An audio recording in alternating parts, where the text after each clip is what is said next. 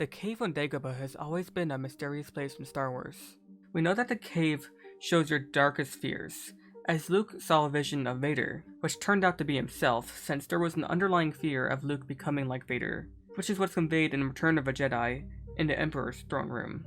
We all know this, but did you know that Luke actually went back to Dagobah after Return of a Jedi? In Heir to the Empire, which is 5 years after Return of a Jedi and Yoda's death, Luke went back to Dagobah to look for something to help train Leia to become a Jedi. He asks R2 to scan for something electronic, and it leads him right to the cave.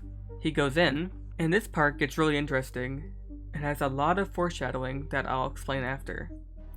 As Luke walks into the cave, he at first doesn't see any illusions and believes that it's because he confronted Vader in the dark side, so there's nothing more for the cave to show him. Seconds later, he gets a vision. He's back on Jabba the Hutt's skiff, about to be thrown into the Sarlacc pit, as we saw in Return of a Jedi. He does his jump behind Jabba's men as R2-D2 throws his lightsaber to him, only Luke doesn't grab it this time. It's the red-haired woman. The vision ends. So you might be wondering, who was that woman?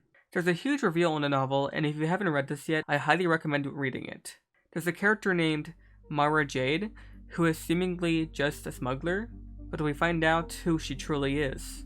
It gets revealed that she was at Jabba's palace as a dancer in Return of a Jedi. But she wasn't just any dancer. Throughout the whole story, Mara made it clear that she hated Luke.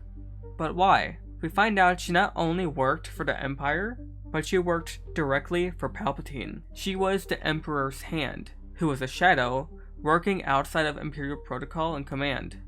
Not even Vader knew of Mara.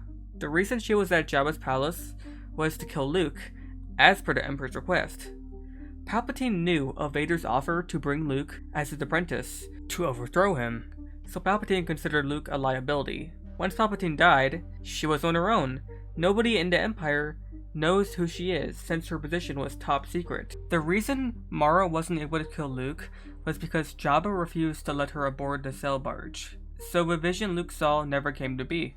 That's the simplified story as to the meaning of Luke's vision in the cave, and it gives them new information of how the cave functions, as it seems to be able to show possible timelines.